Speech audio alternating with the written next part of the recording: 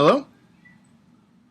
Hi, it's Josh Fox calling you back. Hey, yes, this is Brandon. Hi, Josh. How are you? I'm okay. How are you? Good, good. Thanks so much for returning my business card, I guess. um, Yeah, I found it mysteriously on my front door. oh, When was sure. that? What's that? When was that? That was last week. I had found that address, and then I went there, and it wasn't quite what I expected, but I rang the doorbells, and Right, the doorbell was cool. So we did receive your email and felt that the offer was very strange. oh, okay. Well, that's why I wanted to connect in person, especially while I'm in New York for the next few weeks. Although I am going to Ohio tomorrow.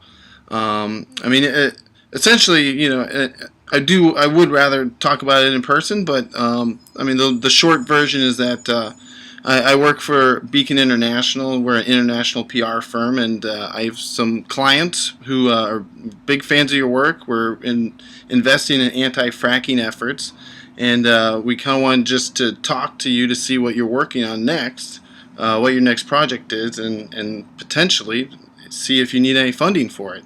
And we've been talking to a lot of folks. Josh Baran spoke very highly of you, and you really are very much a big anti-fracking figure here in the States. So essentially, just wanted.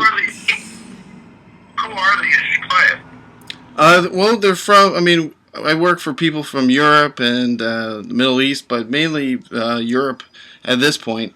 Um, and it's essentially they're environmentalists at heart as well, and they're very interested in just kind of taking fracking out of the equation.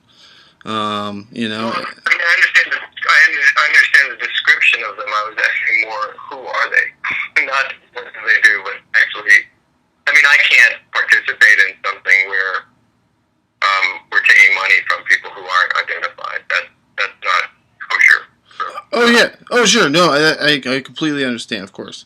But that's why I wanted to just kind of meet you in person. I'm a young guy. I'm 30. But I'm doing pretty well, and you're doing pretty well. So I just wanted to. I don't know if we could just meet up briefly, and I can tell you more about it, and you can decide how you feel about it.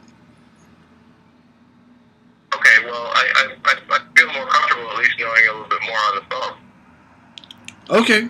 Sure. Sure. So what you want to know? What exactly? Who my clients are? Yeah, we don't, we don't accept. I wouldn't take funding from a person who wasn't known. I think that's a very perilous route. Oh, sure. Right, right. And, No, of course. No, I can. I can. I'm kind of trying to figure. I also seem to indicate that the people involved with this wanted editorial control over the project. Oh no, no. No, no, not at all. See, that's why I wanted to just meet up and sit down and have a coffee. Just talk about what you're working on next. We don't even know if you're still doing anti-fracking. Gasland 2 kind of ended in a way that we weren't sure, if you feel you've lost or you've won the fracking fight. So that's why I just wanted to kind of talk to you to see what you want to work on next, and to see if we can help you make it happen, Or if you're fine with funding, then if there's some other capacity we can help with PR or something like that. So, and I think that there's a whole host of projects that we're working on, and certainly in the documentary sphere and in the narrative sphere, and most. We do have a lot of connections to the way these projects get financed. At the same time, you would imagine that it's something that we need to have on a very clear understanding of where funding is coming from and what agenda that's fulfilling and for whom. When we're talking about, the major movie companies, their agenda is to create films that people watch and people enjoy, and and that there isn't a political agenda behind that, and often money that will come from another kind of source does have that. And that's not something that, I would need to know a lot about to be able to walk into something like that. And, it just feels like you're not very open with discussing that part of it, in your email or on the phone. And that makes me nervous. Oh no. That's why I wanted to do the in-person meeting. I mean, once you meet me, you'll see I'm very not threatening at all. And there's I completely understand. There's no agenda behind the funding. It's just these guys are fans of your work. Why are they so interested in fracking? What's that? Why are they so interested in fracking? Well, they're not interested in fracking.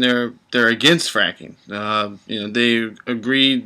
They've seen your films. They know it's very bad for the environment, and it's something that you're seeing popping up more and more. That's why I'm going to Ohio this weekend to talk to some folks there. I don't know if you're familiar with what happened there, but the governor there, I guess, stacked the Ohio Department of Natural Resources with pro-fracking people.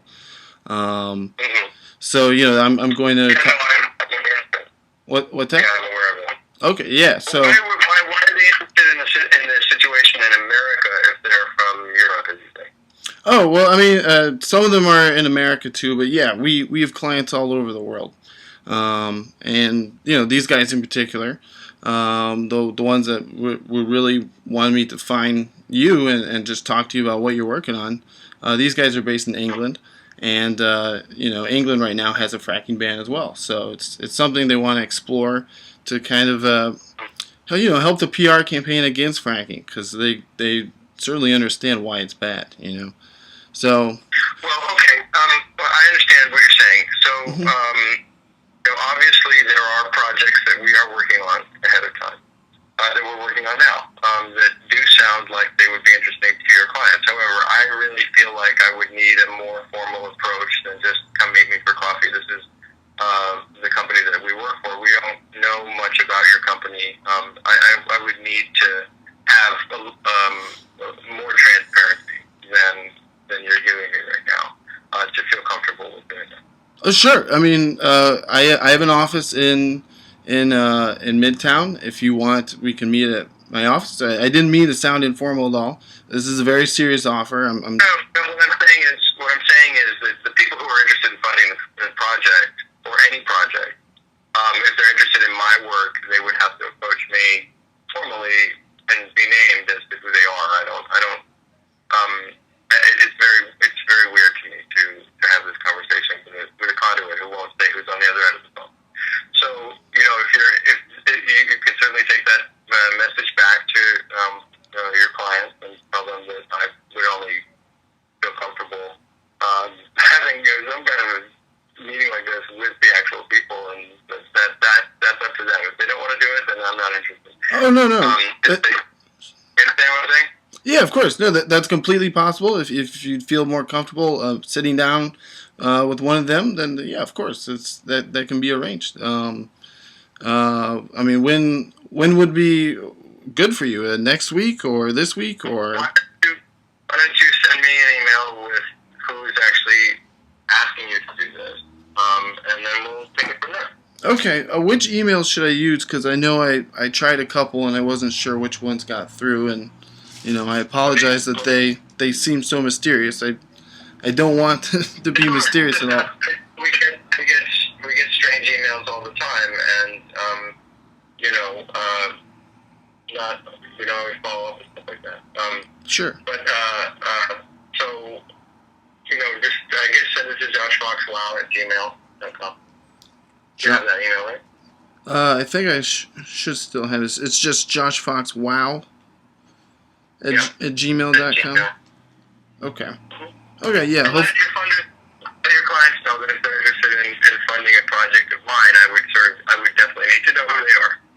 That's for sure. Yeah. No, I completely understand. I'm just making the first contact, and I'm fine. I'm glad I finally got to reach you. So that's good to know. I'll let them know, and we'll get an email to you here soon.